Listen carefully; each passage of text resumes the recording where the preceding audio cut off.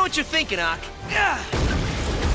The Sinister Six is a team of powerful supervillains coming together in their continuous struggle against the friendly neighborhood web crawler Spider-Man, featuring some of the most powerful villains like the calculated and cunning Dr. Octopus to the electrically charged Electro and the vengeful Vulture. The alliance is brief, uniting only to destroy their web-slinging enemy, only to separate again until their next reassembling. The Sinister Six's roster changes with each reunion, featuring different enemies of Spider-Man at different points of each iteration, bearing its own threatening legacy. Today, we will talk about the history of this remarkable group that has made a name for itself in every adaptation of Spider-Man. Before we go into our explanation, we have a very small request. If you like our content, please support us by subscribing to our channel. This is a small click for you, but for us it means a lot. Thank you, and let's begin. Dr. Octopus, Desperate Gambit. The Sinister Six emerges to unleash chaos on Spider-Man. The Sinister Six made their first appearance in the Amazing Spider-Man Annual Comic Issue number 1. After Dr. Octopus made an escape from prison, he knew well how easily Spider-Man could defeat his enemies, considering his 3 subsequent defeats at the hands of the web-slinger. He decided to get help from 5 other enemies of Spider-Man: the Vulture, Electro, Kraven the Hunter, Mysterio, and Sandman, thus making a plan for Spider-Man to fight each one of them in different locations as he weakens and finally gets defeated in the end. Meanwhile, at the same time, Spider-Man seemingly lost his powers after being grief-stricken and feeling guilty about his part in Uncle Ben's death. Peter started contemplating going back to his normal life, leaving behind the burden of having to hide his secret life from his close loved ones, while Aunt May, unable to understand the reason for her nephew's recent behavior, paid a visit to Betty Brant, J. Jonah Jameson's secretary. The Sinister Six, knowing how Spider-Man had come to Betty's rescue twice, decided to kidnap her. Electro and Sandman took her and Aunt May in a car to their hideout, with Vulture informing Jameson to let Spider-Man know that if he wanted Betty alive, then he would have to fight the Sinister Six. In a moment of crisis, Peter finds out about the whole kidnapping deal from Jameson,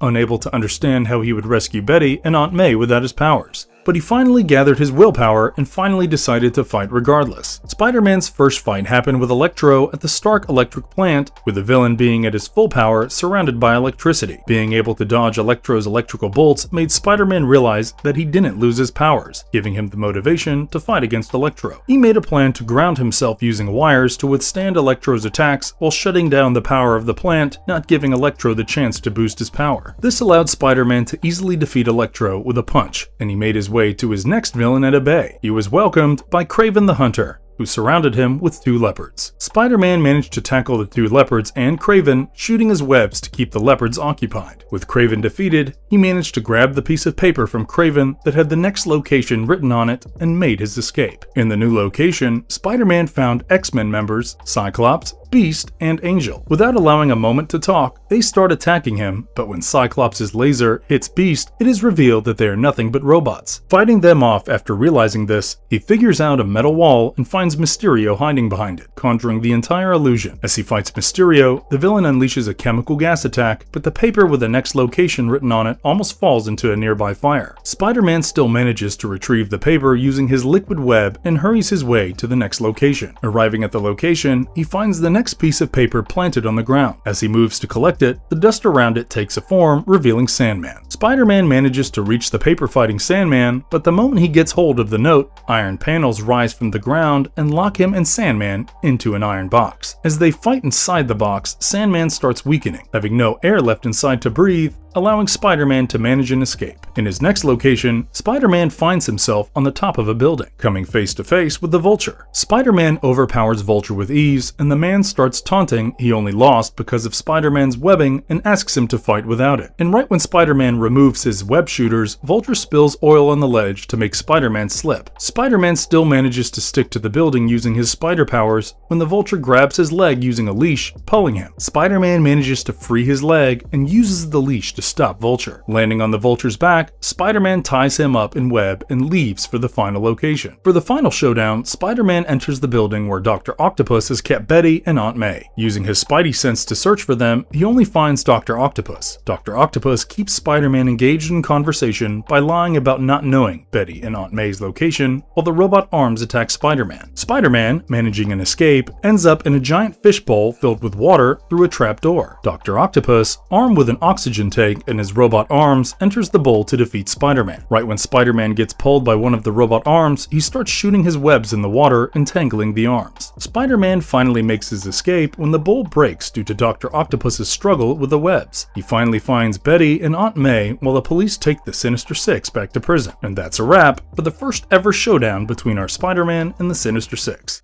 Sinister Six reassembles for a vengeful showdown with Spider-Man. A few years later, the Sinister Six would make their escape from prison and again come together to defeat Spider-Man. With Kraven's death, Hobgoblin joins the team with Dr. Octopus leading the team, but it would all soon be revealed to be a part of a larger plan by Dr. Octopus to rule the world with the help of cocaine-addicted individuals. Sandman, who had a change of morals, ended up helping Spider-Man to defeat the rest of the members of Sinister Six, as well as stop Dr. Octopus's plan to conquer the world.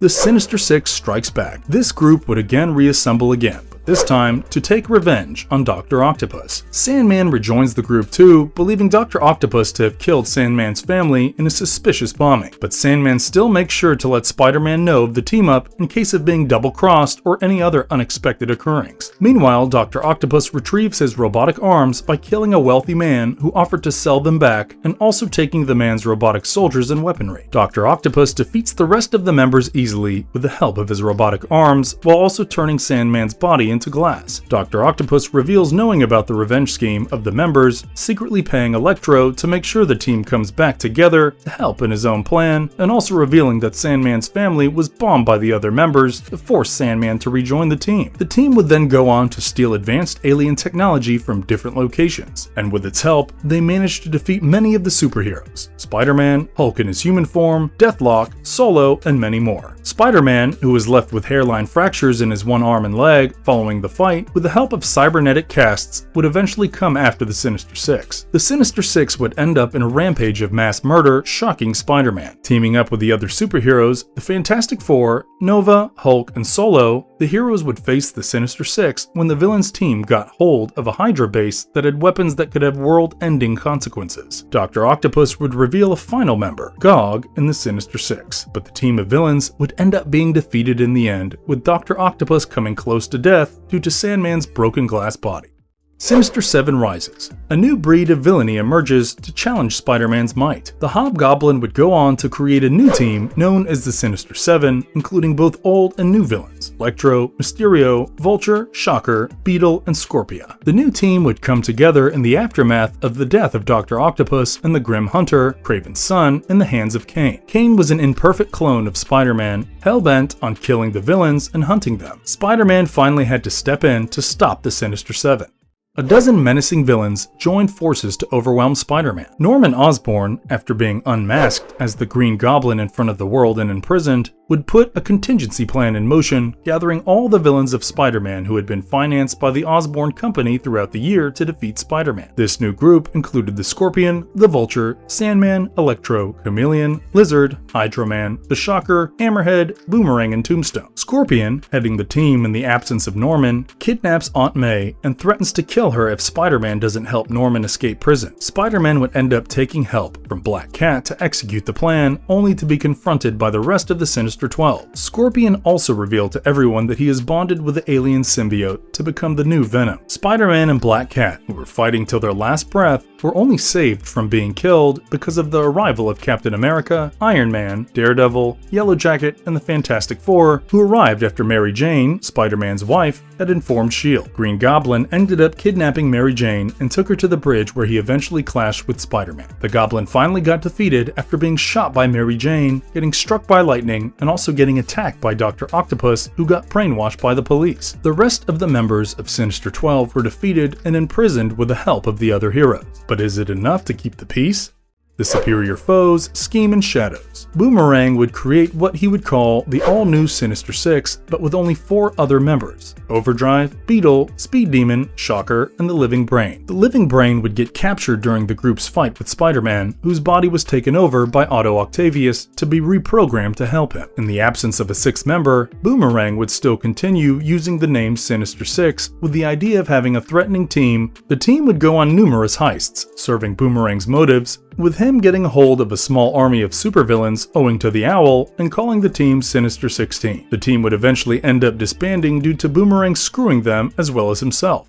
the high-tech threat of the Sinister Six. In this scenario, Aaron Davis, the Prowler and Miles Morales' uncle, gets hold of a black-colored iron spider armor and creates the Sinister Six alongside Bombshell, Hobgoblin, New Electro, Sandman, and Spot. This iteration had only one goal: to steal a decommissioned helicarrier of S.H.I.E.L.D. and sell it to Lucia von Bardas, a Ledverian politician. Aaron is not trusted by his other team members, with Sandman, Electro, and Spot considering betraying him and splitting the money among themselves. Hobgoblin did plan to betray the team by making a deal with the hulked-out guards of the helicarrier, who would catch the team and let go of Hobgoblin. Aaron would also clash with his nephew Miles Spider-Man during Bombshell, trying to make his daughter Lana join their plan, while Aaron told Miles not to interfere. The team would end up making it to the helicarrier during the short duration when it remained unguarded. Lana, who was forced to accompany the team, let Spider-Man know of her location, while Hobgoblin tipped off the hulked-out guards. The guards eventually became a problem for Spider-Man from stopping Aaron. The Sinister Six make their escape with the helicarrier, taking out Hobgoblin and then throwing him off board for betraying them. When the remaining members arrive at Latveria for the deal, they get ambushed by Spider-Man and the Champions, taking out the villains as well as Lucia. During the climax of the fight, Spider-Man and Aaron end up over the edge of the helicarrier, with Aaron seemingly falling to his death but later surviving and swearing off the life of being a criminal.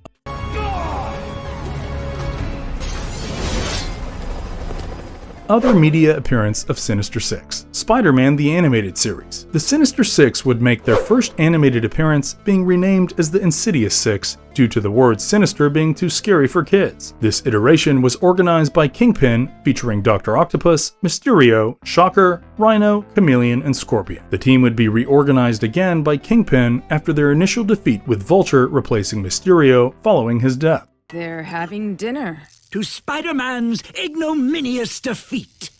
The Spectacular Spider-Man. The first season of The Spectacular Spider-Man sees Dr. Octopus forcing an institutionalized Electro to break into the prison and release him along with Sandman, Rhino, Vulture, and the Enforcers. The Five, along with Shocker of the Enforcers, band together to create the Sinister Six and even successfully defeat Spider-Man, making him retreat. But focused on their personal vendettas, they soon get defeated by Spider-Man in his symbiote costume. They reappear in the second season, with Master Planner organizing the team and Mysterio and Kraven the Hunter replacing Shocker, who went back to the Enforcers, and Dr. Octopus, who was reformed. The members initially fighting Spider-Man in pairs, with Mysterio being the last villain standing, holding off Spider-Man long enough for the men of Master Planner to take away the defeated villains.